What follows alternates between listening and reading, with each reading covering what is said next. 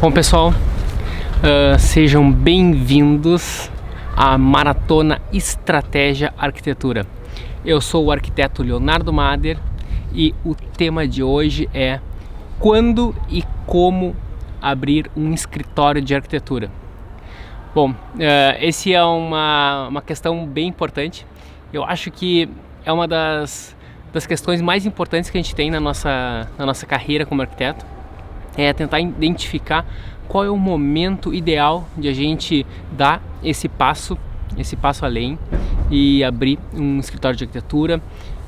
Realmente é um momento bem impactante e um gesto bem audacioso da nossa carreira, então vale a pena a gente se aprofundar nesse tema e tentar entender, identificar qual é o melhor momento, se já é o momento, e mesmo para quem já abriu, se é o momento de continuar investindo nisso, ou se é o momento talvez de dar um passo atrás para pegar um impulso maior para depois conseguir saltar mais longe posteriormente, né? Então esse é o tema, tá? Então a gente está iniciando essa live e se tu tem qualquer dúvida, só perguntar aqui que a gente vai estar então conseguindo aprofundar qualquer tema que vocês estão querendo saber, principalmente sobre esse assunto, tá? Quando e como abrir um escritório de arquitetura.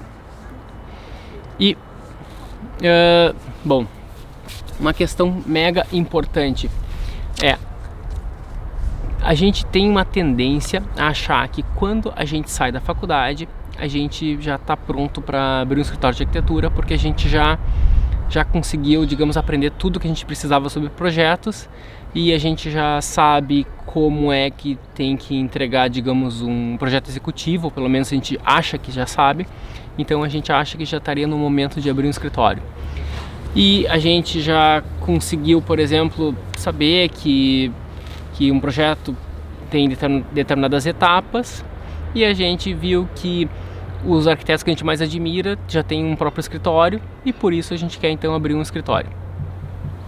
E é por isso então que a gente acha que a gente teria que estar abrindo um escritório de arquitetura. Só que na verdade esse não é exatamente o principal motivo pelo qual a gente deve abrir. A gente deve abrir um escritório por outros motivos. Bom, então vamos ver qual é o jeito que como é que a gente não deve abrir um escritório de arquitetura. Então, quando que não é o momento, tá? Em primeiro lugar, quando a gente tem uma série de grandes amigos da faculdade, por exemplo, e a gente quer, digamos, gosta de conviver muito com eles, e a gente quer se juntar e montar um negócio juntos, porque a gente gosta muito de fazer coisas junto com eles, a gente gosta da convivência deles, a gente admira o trabalho deles e por isso a gente vai se juntar e quer montar um escritório para todo mundo crescer junto, tá? Esse não é exatamente um modelo ideal, e quanto maior o número de amigos forem, por exemplo, vai montar um coletivo, vai montar um escritório em que são muitos os participantes, esse modelo tende a não ser muito eficaz, esse modelo tende a não funcionar muito bem por um motivo muito simples, né? A gente é muito cacique para pouco índio, então é muito chefe para pouco colaboradores, né? E então é um modelo mais complicado, ele tende a ter muito sucesso no início e tende a não perdurar com o passar do tempo, por uma série de questões. Porque o que significa muito cacique para pouco índio?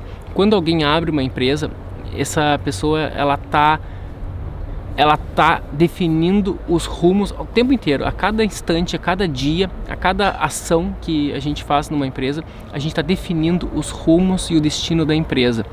Isso é baseado nos nossos valores, baseado na nossa personalidade, baseado até mesmo nos nossos sonhos, nossos objetivos.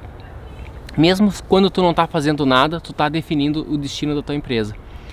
E se tem muito cacique, tendência é que fique algo muito confuso, porque às vezes o pessoal vai começar a usar da democracia, em que cada um toma uma decisão e aquela decisão não tem qualquer conexão com as outras decisões.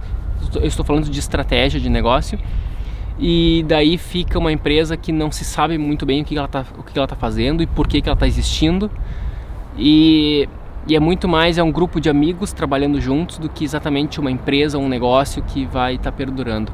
Então esse é um modelo que não é aconselhável fazer. São raríssimos os casos, não tá me vendo nenhum em mente, algum caso de algum escritório que eu me lembro que deu certo nesse modelo, assim, em que junta muitos e muitos arquitetos, mais de 4, por exemplo. Geralmente um modelo que funciona bem é ou um arquiteto sozinho, ou uma dupla, funciona bem, ou então trio é mais raro, não tá me vindo alguma coisa em mente, mas pode ser, né? Já começa a ficar talvez até um pouco, acho que estaria perto do limite, tá? Então, qual é um outro momento que não se deve abrir um escritório? Por exemplo, tu quer ganhar mais. Então, é só porque tu quer ganhar mais, esse é o motivo pelo qual tu quer abrir um escritório, tu tá achando que tá ganhando pouco, então agora eu vou abrir um escritório e eu vou ganhar mais. Não vai funcionar bem assim, porque tu tem que ter um motivo mais forte que isso. Tu vai ganhar mais abrindo um escritório se tu conseguir fazer com que o escritório dê certo, aí sim tu vai ganhar mais. Mas se tu fizer com que se o teu escritório não der certo, não só tu vai ganhar menos, como é capaz de tu até te endividar. Então corre esse risco muito grande. Você tem que estar realmente bem preparado para poder abrir essa tua empresa. E qual é um outro momento em que não se deve abrir um escritório? Por exemplo, só porque tu foi desligado do teu trabalho e tu precisa trabalhar de qualquer maneira. Eu acho assim, existe uma grande diferença. Uma coisa é tu fazer freelances, que isso sim, eu acho que é sempre interessante qualquer um fazer. Outra coisa é tu abrir um escritório propriamente dito. São momentos diferentes. Tu fazer freelance é um momento que eu diria intermediário entre tu ser um colaborador de um negócio e então abrir teu próprio escritório. Então esse acho que é um bom passo intermediário, em que tu já começa já a aprender um pouco como é que funciona ter um cliente, como é que funciona tu lidar com prazos, como tu funciona a gestão do teu próprio tempo, a gestão das tuas prioridades. É bem interessante. E então, se tu foi desligado, tu tá, por exemplo, ou tu quer simplesmente aumentar teus ganhos, aí sim vale a pena tu começar a desenvolver freelances.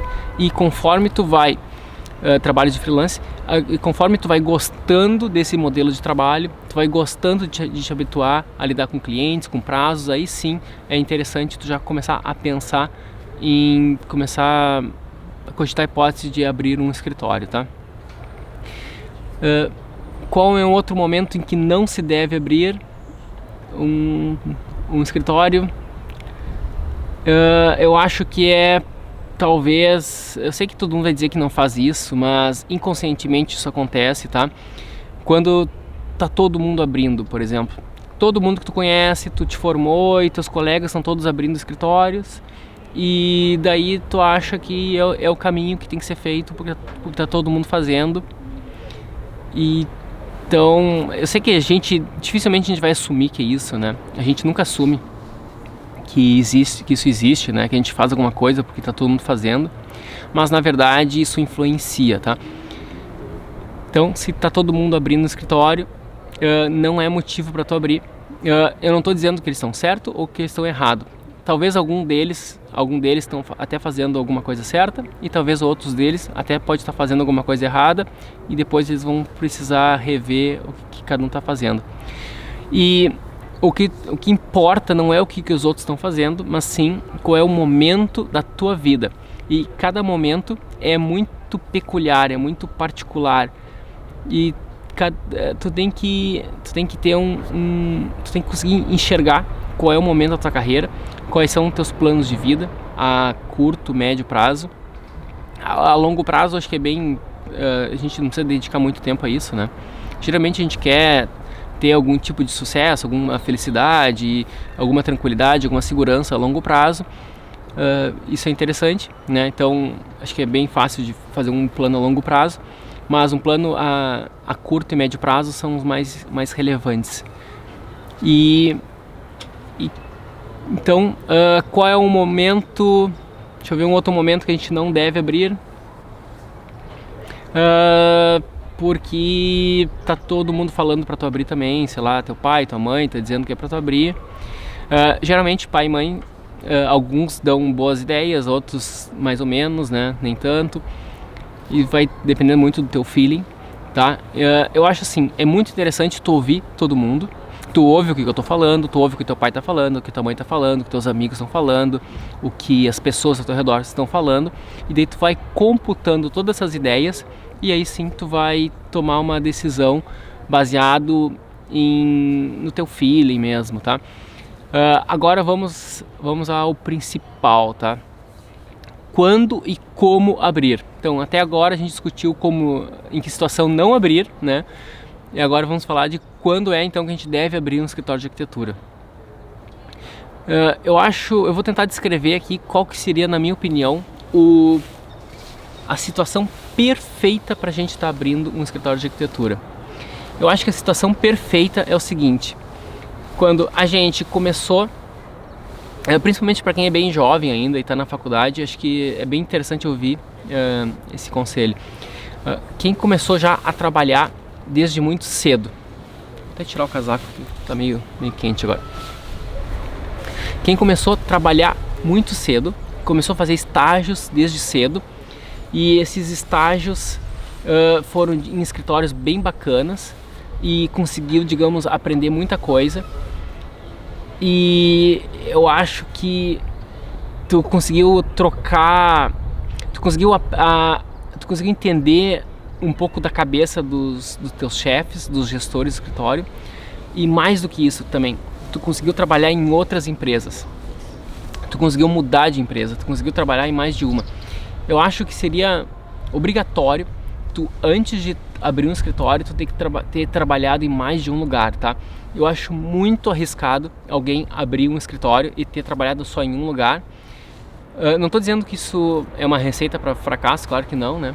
Mas é enriquecedor tu trabalhar em mais de um lugar, porque tu vai estar aprendendo estilos diferentes de liderança, estilos diferentes de gestão, tu vai estar aprendendo valores diferentes.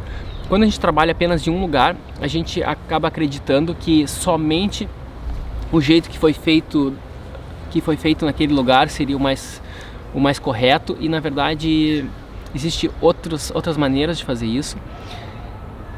E eu acho que isso é uma das coisas mais valiosas que a gente pode ter.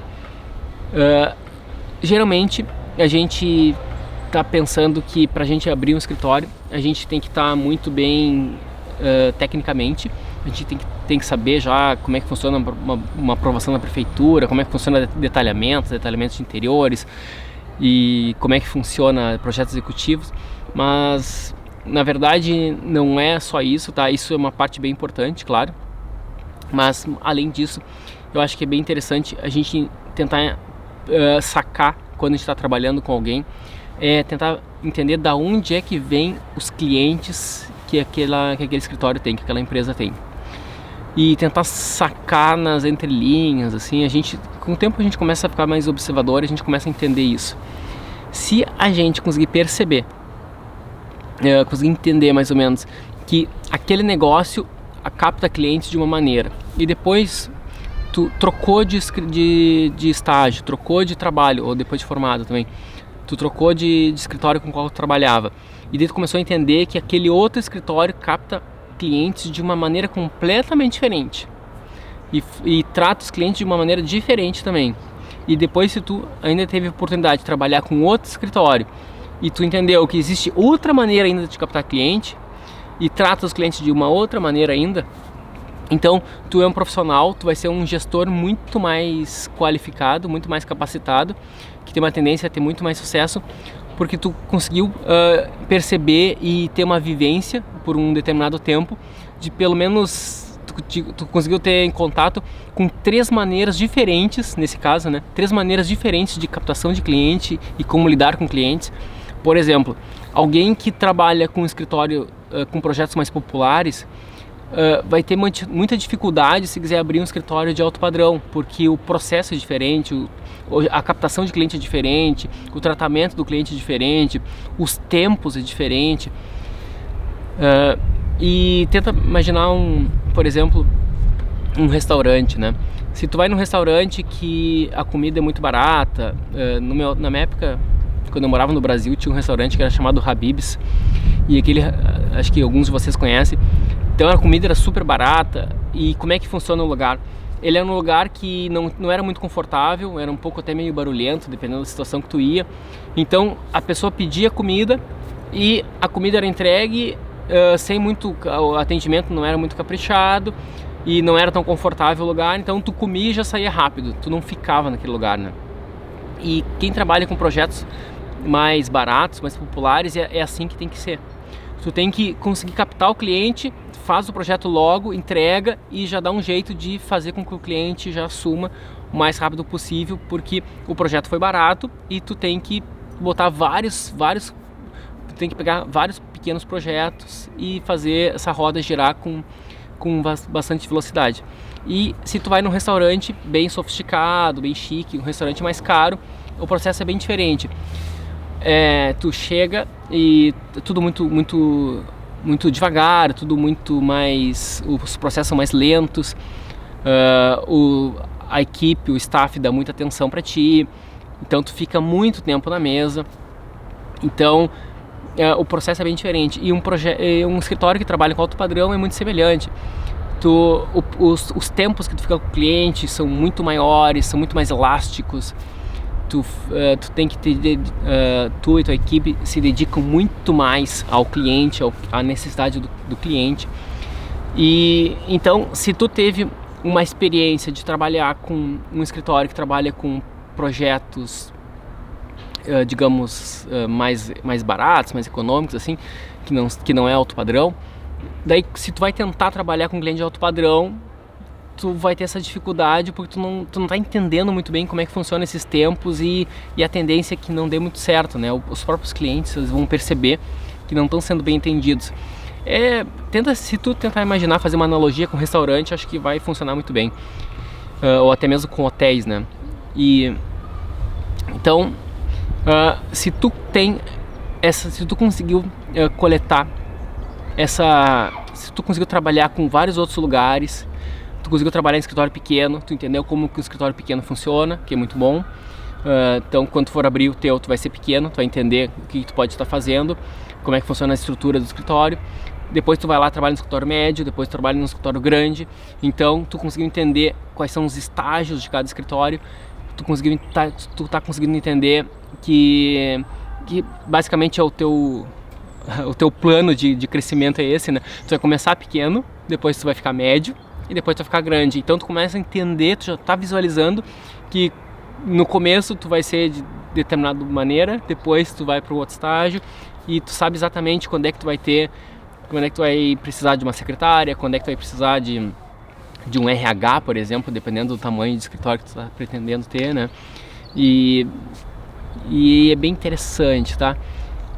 E também é muito interessante quando tu observa num escritório pequeno ou como é que tá a mente do dono do escritório, né? Do teu chefe.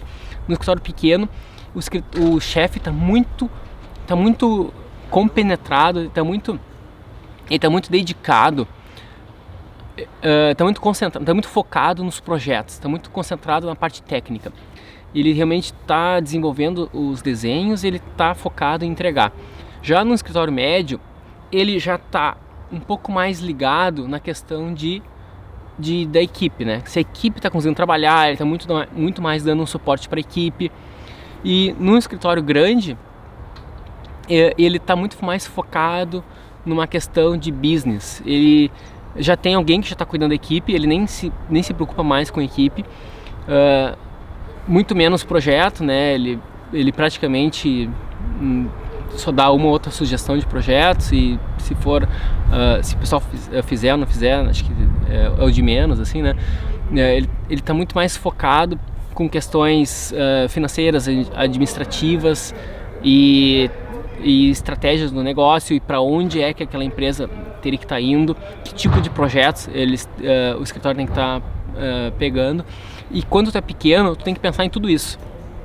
Tu tem que pensar, se tu tem um estagiário, tu vai ter que estar então chamando, coordenando teu estagiário. Se tu já tem um arquiteto recém-formado trabalhando contigo, também tu vai ter que estar coordenando ele, tu vai ter que estar cuidando da produção, e tu também vai ter que estar cuidando da estratégia, né? Então eu diria o seguinte: se tu é bem pequeno, tu vai estar muito concentrado na produção, teu tempo ainda vai estar muito na produção. Se tu é um escritório médio, tu vai estar muito no modelo executivo, que é executando, pedindo para as pessoas fazer, né, coordenando equipes. E no escritório grande tu é muito estratégico, é assim que funciona o tempo de alguém que tem um escritório. No Brasil são raros os grandes escritórios, porque aqui na Inglaterra, onde eu vivo, é comum escritórios com 50 pessoas, 100 pessoas, 200, 300. Acredito que o Foster deve ter mais de mil arquitetos trabalhando com eles. E então isso aí sim são escritórios gigantes, mas no Brasil um escritório com 15 pessoas é considerado bem grande, né? Então tá, se tu conseguiu ter essa vivência, de tu conseguiu experimentar esses diferentes escritórios, se tu conseguiu experimentar diferentes business, diferentes maneiras de ter um negócio, diferentes maneiras de ter um escritório, de fazer essa gestão, tu vai estar muito mais preparado quando for abrir o teu próprio escritório. E se tu não teve essa oportunidade durante a faculdade, porque são inúmeros os estudantes que acabam se dedicando bastante à universidade, não querem demorar para se formar por vários motivos, e acabam deixando um pouco de lado os estágios, ou então tiveram estágios que foi o que deu para pegar, não deu para pegar naqueles escritórios bem legais que ele gostaria, né? O que apareceu de estágio eram estágios mais simples. Então, e tu se formou, o que fazer então? Eu acho que esse é um momento para tu pegar e tentar trabalhar em outras empresas. Aí sim, tentar trabalhar nas empresas que tu realmente admira. E eu sei que é difícil o que eu vou falar, mas cada um vai tentar ver o quanto disso é possível, né? Mas tenta não focar tanto no quanto tu vai ganhar, e sim no quanto tu vai aprender. Se tu trabalha num escritório que é muito legal da tua cidade, que faz os projetos mais legais da tua cidade, em geral, se tem aqueles projetos bem criativos, em geral esse escritório ele não vai te pagar tão bem. De tudo que eu já vivi, ou então ele não é tão criativo assim. Se ele pagar muito bem, é porque ele não é, ele conseguiu repetir bastante, né, seus processos internos, o que eu vejo até com uma certa vitória, tá? Mas um escritório que ele é muito criativo, em geral ele não paga tão bem, porque esses projetos, para ser realmente fantásticos, bem criativos, eles demandam mais tempo e mais energia de toda a equipe, e isso faz com que os processos sejam mais lentos, e o projeto, depois a gente começa a identificar na cabeça desses arquitetos que os projetos são bem criativos, não porque os clientes exigem tanto, mas sim porque esses arquitetos, eles querem que esses projetos sejam bem bacanas, bem criativos, e por isso é que eles acabam estrechando, né? Eles acabam alongando mais o tempo de projeto em busca daquele preciosismo. Acabam trabalhando até mais tarde, acabam trabalhando até o último minuto naqueles projetos, né, e tento usar o máximo possível daquele tempo. Às vezes misturam o tempo de um projeto com outro, né, já tem um overlap, né, já era para estar começando outro projeto, o novo projeto já começou e mesmo assim tu já está ainda fazendo coisas do projeto antigo. Isso, por que acontece? Isso faz com que os projetos sejam melhores. Isso sim vai dar um resultado, os projetos vão ficar mais legais, vão ficar vão ficar melhor feitos.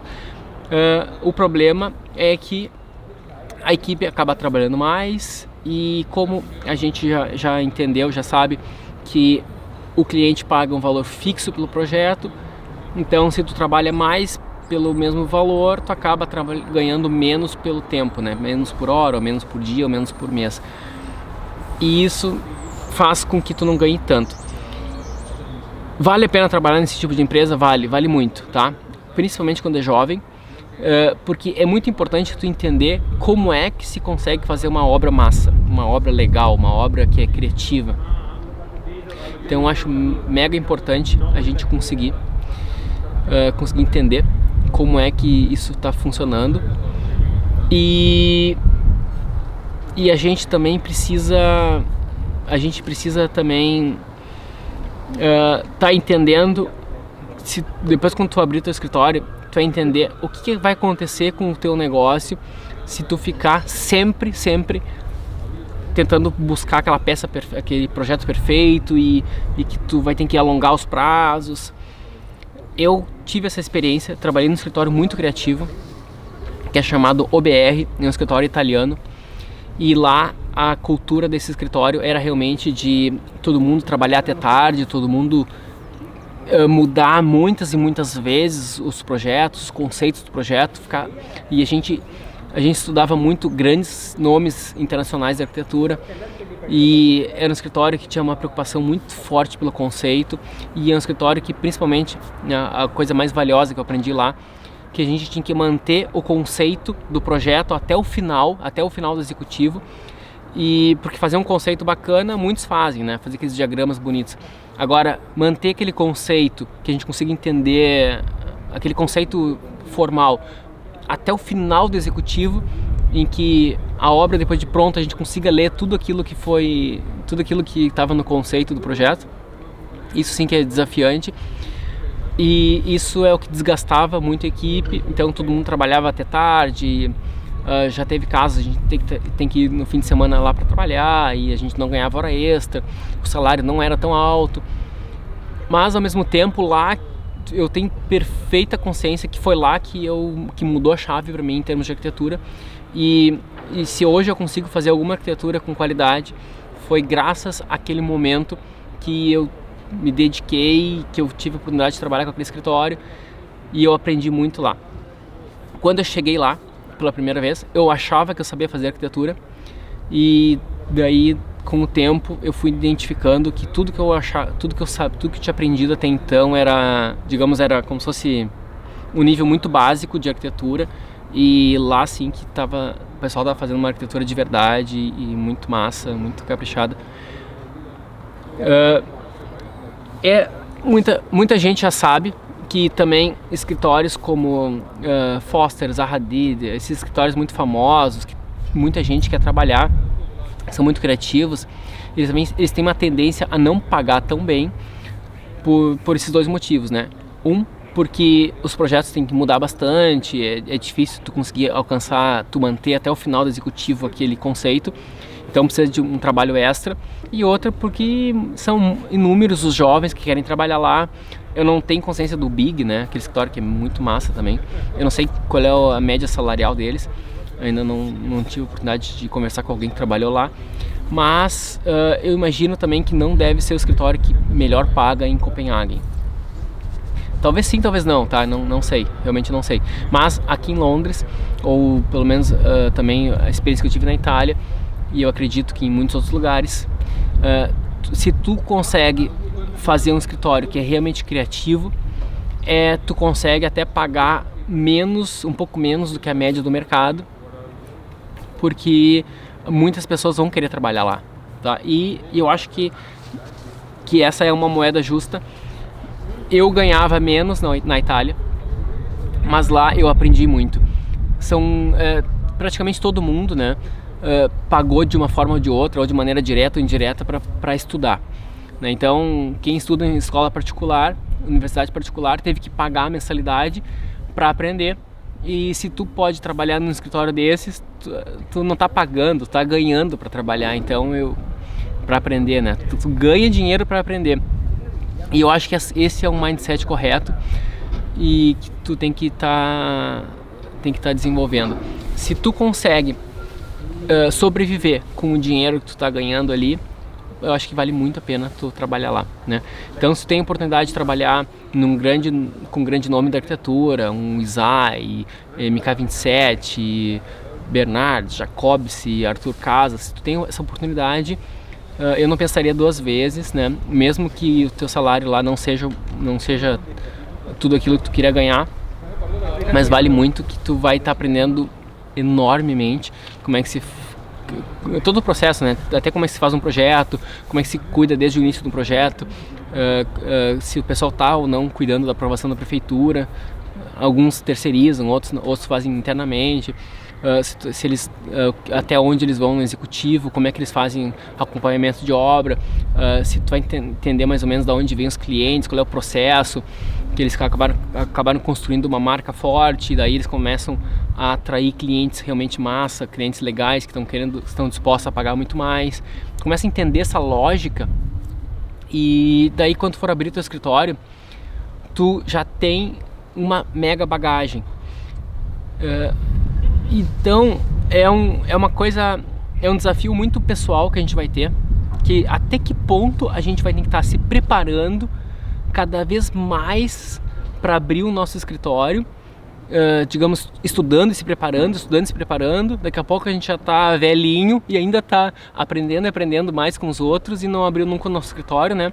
Ou até que ponto vale a pena, que nem eu acabei abrindo meu escritório antes de me formar. Antes de me formar, eu já tinha meu escritório com um sócio, que era um grande amigo da faculdade, e a gente já fazia alguns projetos, a gente não podia assinar ainda. Daí quando eu me formei, né, quando a gente se formou, a gente ganhou o CREA na época, né, a gente podia assinar, e daí a gente assinou os projetos que já tinham iniciados, e foi assim que aconteceu. Então, até que ponto vale a pena abrir o mais cedo possível, ou até que ponto vale a pena o cara aprender? Essa é uma pergunta de ouro, né?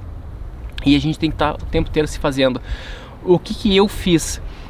Eu acho que vale a pena a gente conversar com muitas pessoas sobre isso, então eu vou dividir o que eu fiz. Eu comecei a estagiar muito cedo, e depois eu abri meu escritório muito cedo, e daí depois eu finalizei, acabei com a minha sociedade com meu amigo, e daí eu fui para o exterior. E no exterior eu trabalhei então na Itália e depois na Inglaterra, então como funcionários, e daí depois eu voltei para o Brasil, abri meu escritório de novo. Então eu abri 2 vezes, né? Eu misturei esses momentos. Isso é uma coisa que geralmente as pessoas não fazem, de ficar misturando.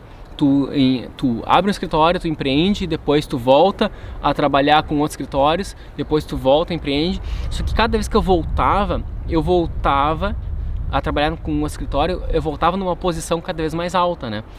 Então no início eu era estagiário, depois eu era um arquiteto júnior, e daí depois eu voltava já como arquiteto sênior e com posições cada vez mais altas, e tanto acaba aprendendo coisas diferentes. Isso que eu acho que é uma coisa muito massa. E a gente às vezes pensa, né, já tem um próprio escritório e não vou voltar a trabalhar com outro porque eu estaria regredindo, né? Isso vai depender, tá? Às vezes pode ser interessante, pode ser estratégico. Se isso fizer parte da tua estratégia, eu acho que é muito válido. E se isso não for da tua estratégia, acho que tem que seguir o teu feeling, tá? Eu falei no início da live que a gente não tem que fazer porque tá todo mundo fazendo, tá? Tu tem que fazer porque teu feeling tá dizendo que faz sentido. Deixa eu ver se tem alguma pergunta aqui. Só um pouquinho. Olha só, ok, Leonardo, faça uma live sobre a profissão na quarentena. Vou fazer assim, com certeza, tá? Essa é uma pergunta. Pessoal, se alguém tem alguma questão, vocês podem escrever por aqui também. Deixa eu dar seguimento aqui ao conteúdo. Deixa eu ver, alguém botou aqui. Alto padrão é o cliente com o teu WhatsApp o dia inteiro e tem que criar um vínculo de amizade para entender o que ele quer. Olha só, quem falou isso foi o Miuri Freire, tá? Miuri, falando sobre alto padrão, tá? Eu trabalho bastante com alto padrão. A gente pensa que o alto padrão ele suga a nossa energia, tá? Não, ele não suga. Eu vou fazer uma live só sobre isso, tá? É um tema que eu sou apaixonado e acho que é a minha maior paixão. Porque o alto padrão, por que eu fui pro alto padrão? Porque eu sou apaixonado pelo lado criativo da arquitetura, que eu desenvolvi isso na Itália e aprendi na Itália, e daí eu ficava quebrando a cabeça como é que eu quero também ganhar dinheiro, né? Não quero ficar só trabalhando para pagar conta, né? E como é que eu ia ganhar dinheiro com arquitetura sem fazer uma arquitetura que tu larga de qualquer jeito, que tem que só despachar rápido? Que eu queria realmente tentar fazer uma arquitetura mais emocionante, mais impactante. E daí eu descobri que os escritórios brasileiros que trabalhavam com alto padrão eram os escritórios que conseguiam ganhar bem pelos seus projetos e fazer uma arquitetura que tu consiga alongar os prazos e tu consiga dedicar bastante. Então foi por isso que eu fui pro alto padrão. Só que a gente imagina que o cliente de alto padrão ele vai ficar te pedindo muita coisa, vai ficar te ligando toda hora, e não é verdade, é bem pelo contrário. Quando a gente trabalha com clientes que cobram, que o cliente está pagando pouco, esses clientes, eles são os que mais sugam a tua energia, que mais te ligam, te contatam toda hora, e mesmo se ele não tem teu WhatsApp, ele vai mandar e-mail pro escritório, vai ficar ligando pro teu escritório, ele vai dar um jeito de ficar consumindo a tua energia. Já o cliente de alto padrão é o contrário, o cara tá em outra vibe, ele tem coisas grandes para fazer, ele já aprendeu que para chegar naquela posição, ele aprendeu que ele só tem que delegar, só tem que passar aquela atividade, aquele trabalho para alguém que saiba fazer, que no caso ele confiou a ti ou a mim, e ele vai estar tudo resolvido e ele vai estar esperando o prazo, que é o prazo da reunião, para te chamar. Os clientes de alto padrão, os clientes que melhor pagam, são os que menos te incomodam. Isso é uma regra que eu já ouvi de muitas pessoas, isso funciona sempre comigo. Os projetos que eu vendi, que eu acabei cobrando mais barato e que era um projeto mais simples, aquele cliente ele é mais inseguro e ele tá querendo cada vez mais e mais e mais. Pensa na analogia de um restaurante, tá? Às vezes a gente vai num restaurante, o pessoal vai num restaurante pequenininho, né, ou mais barato, e ele quer tudo, né, quer até a balinha do balcão, ele quer, se tem sobremesa, vai comer toda a sobremesa, se tá incluso tal coisa, ele vai comer tudo que tá incluso naquele pacote. E já num restaurante de alto padrão, num restaurante chique, o cliente, todo mundo fica tão comportado lá dentro, ninguém briga, ninguém reclama, entendeu? Um restaurante realmente chique, né? Dificilmente você vai ver uma discussão com o garçom, então é bem o contrário, tá? É muito mais simples. E eu acho que isso é encantador. Eu vou fazer uma live só sobre esse tema, ainda não decidi quando. Deixa eu ver, tem uma outra pergunta do Pedro aqui. Essa parte que você está falando de um grande escritório, isso se aplica aos Star Architects? Norman Foster só dá ideia de vez em quando e faz projetos. É uma questão de linguagem. O Foster, ele está num estágio que é gigante demais. Se eles têm 1000 funcionários, não sei se é 1000, não sei quantos é. Acho que é mais de 1000, tá? Ele não tem condição. Hoje ele vive na Suíça, né? Se tu vai seguir o Instagram do Foster, ele tá andando de lancha, ele anda com os barquinhos dele.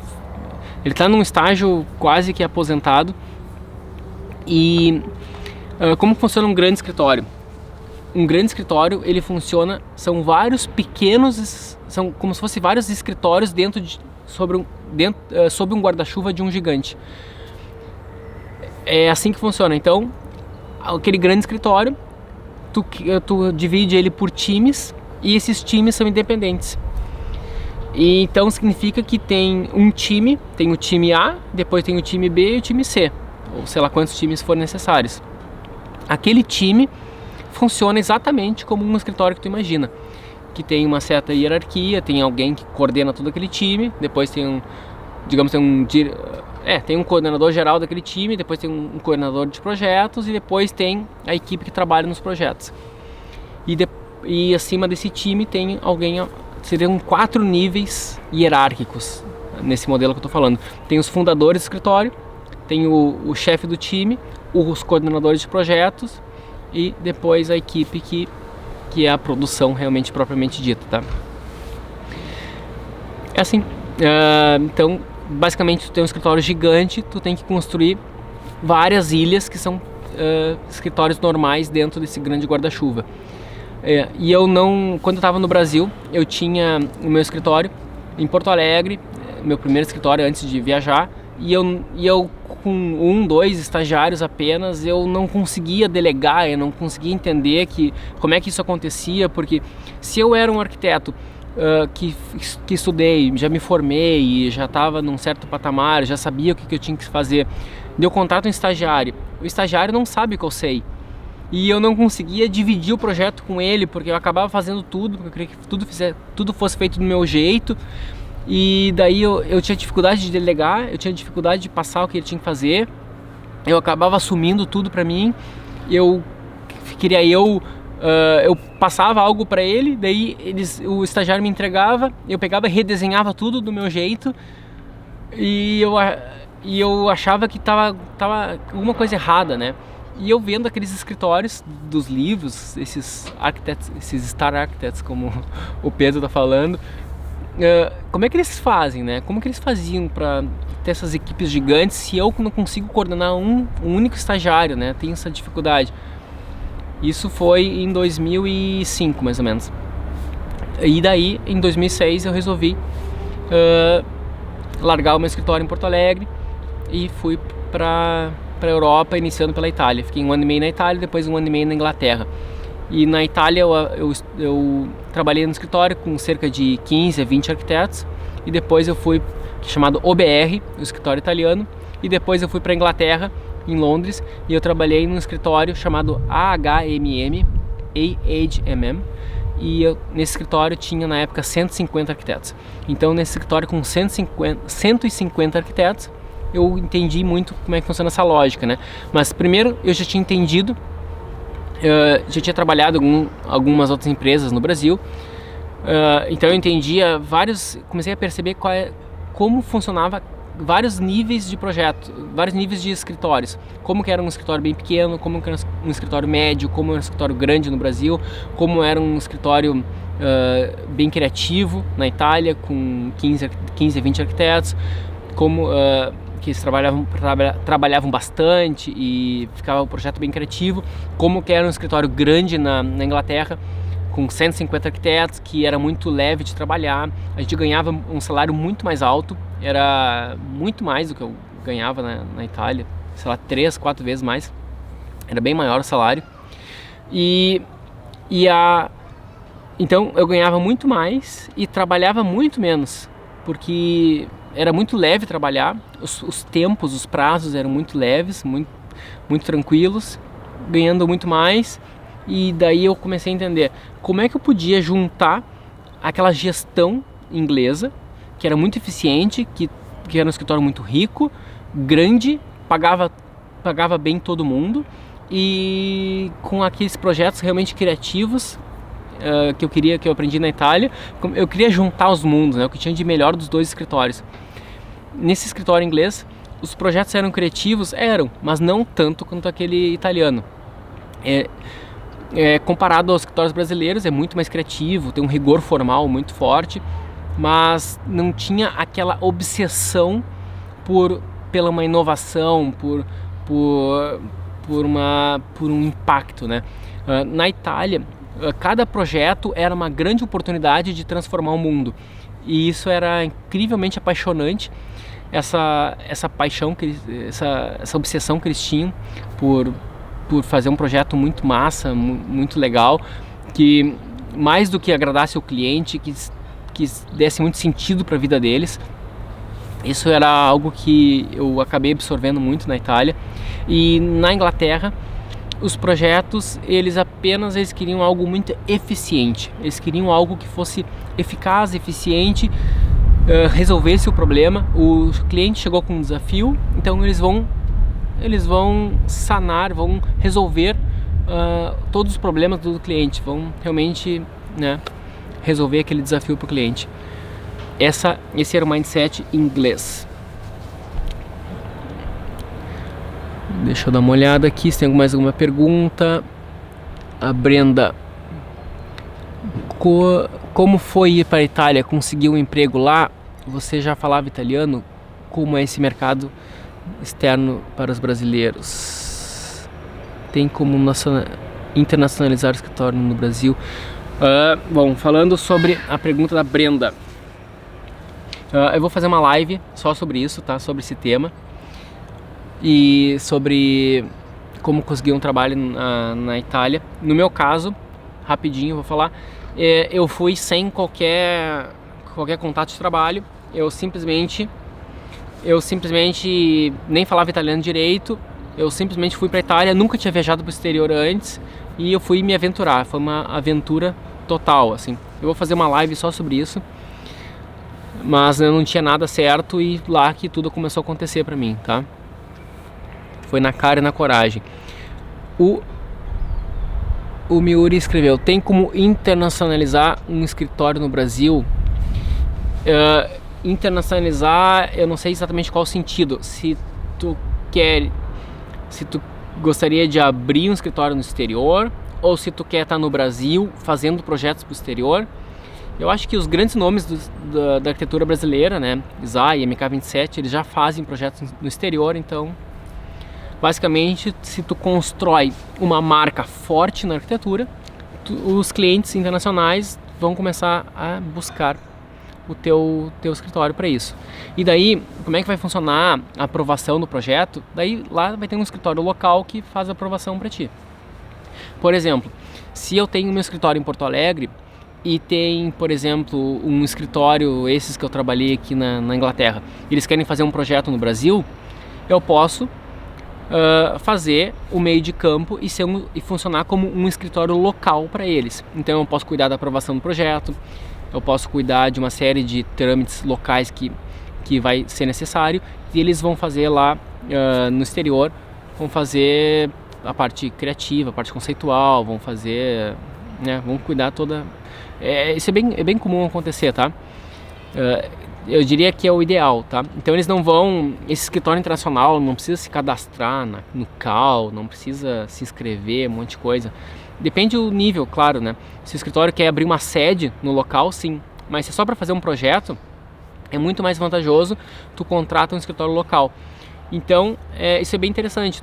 Conforme tu vai trabalhando com muitos lugares, tu vai estar enxergando oportunidades. Se tu trabalhou num escritório muito grande no exterior e tu vê que aquele escritório está querendo expandir pro teu país, por exemplo, daí tu pode conversar com eles e diz: quem sabe eu posso liderar a expansão, eu posso cuidar do escritório para ti lá, né, lá no Brasil, por exemplo. Então, né, eu já sou um arquiteto habilitado no Brasil, eu conheço os trâmites, eu sei como é que funciona uma prefeitura lá, eu sei uma série de coisas, como é que funciona toda aquela confusão brasileira. E tu vai precisar de alguém que entenda disso e também de alguém que entenda os processos e a cultura do teu escritório. Então tu é o cara perfeito para isso. Então, conforme tu vai trabalhando e tu vai conhecendo, tu vai criando relacionamentos, tu vai enxergando oportunidades de negócio. E qual que é uma maneira muito massa de tu abrir um escritório, que é o tema da live? Se tu trabalhou com um escritório por algum tempo e daí em algum momento tu pode começar a querer fazer freelances para esse escritório, ou daqui a pouco o escritório está gostando muito do teu trabalho e tu quer então abrir o teu agora, uma boa maneira de tu abrir é tu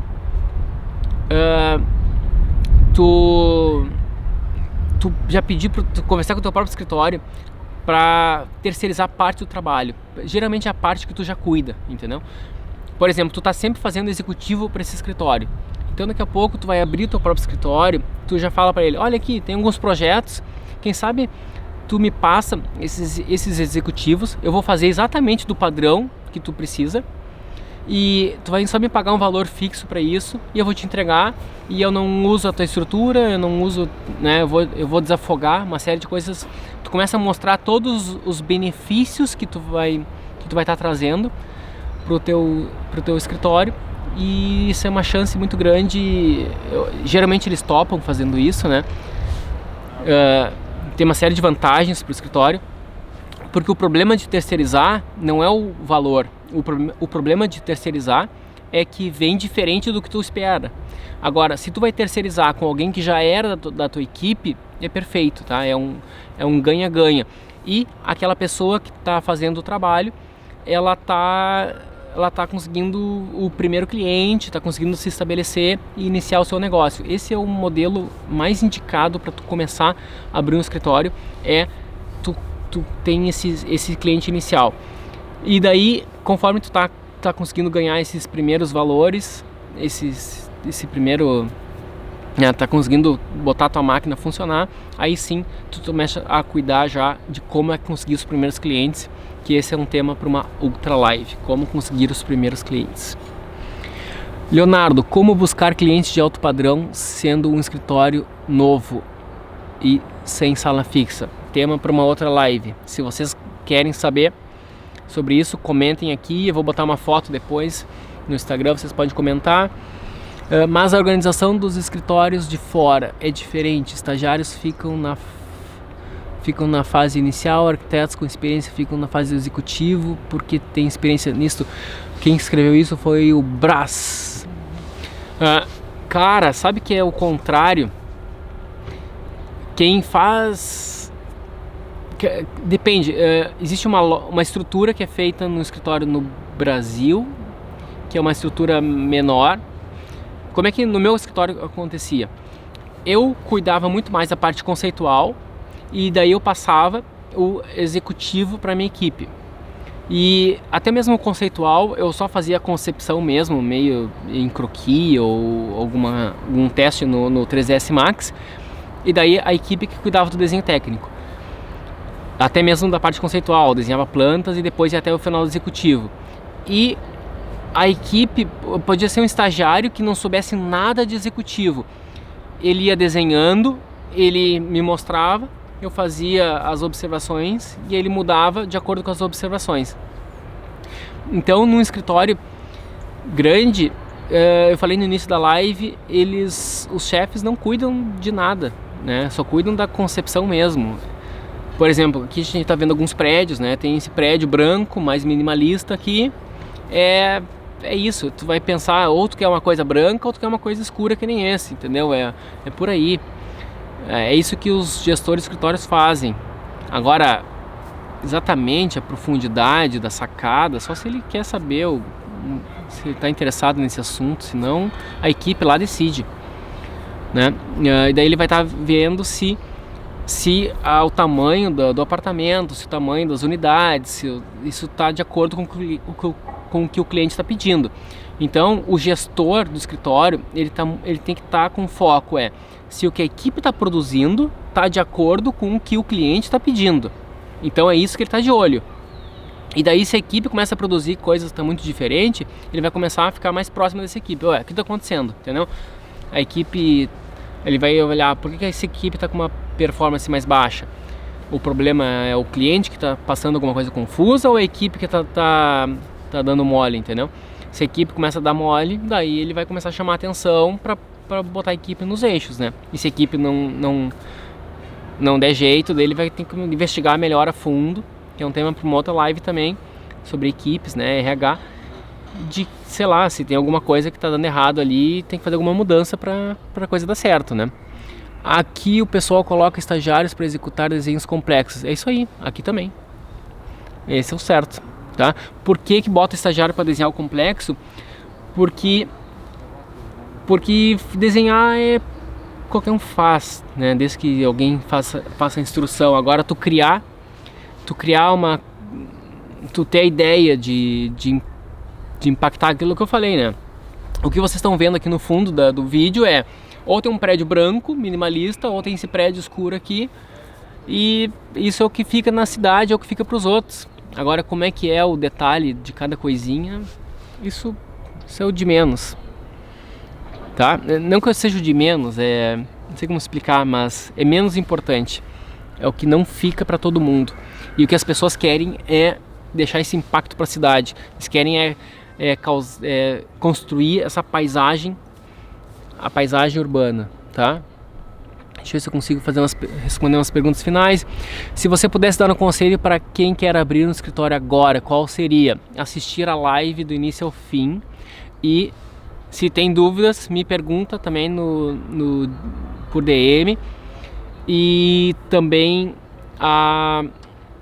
se necessário, a gente pode fazer uma segunda live sobre esse tema, aprofundando mais ainda tópicos que ficaram desassistidos. Pergunta: como você juntou os mundos Itália e Inglaterra? Entrega o outro. Entrega o ouro, eu acho que ele quis dizer. Como eu juntei os mundos. Eu fui na cara e na coragem, tá? Eu tava no Brasil, resolvi ir pra Itália, fui. Tava na Itália, meu amigo disse que na Inglaterra se ganhava muito mais, ele morava na Inglaterra. Ele, aqui vai ser muito bom, é um lugar mais rico, tu vai ganhar mais, tal, vem pra cá. E eu nem falava, consegui aprender o italiano, desde eu não sabia falar inglês direito. Daí eu fui pra lá, né?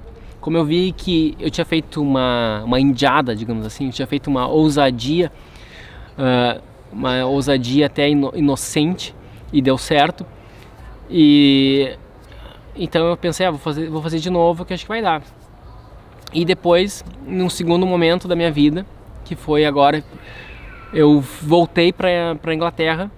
Então agora eu já estou numa fase até mais madura da minha vida, e então ninguém faz isso, né? O que eu estou fazendo é uma coisa que dificilmente alguém faz, de ficar fazendo umas mudanças radicais na carreira, tá?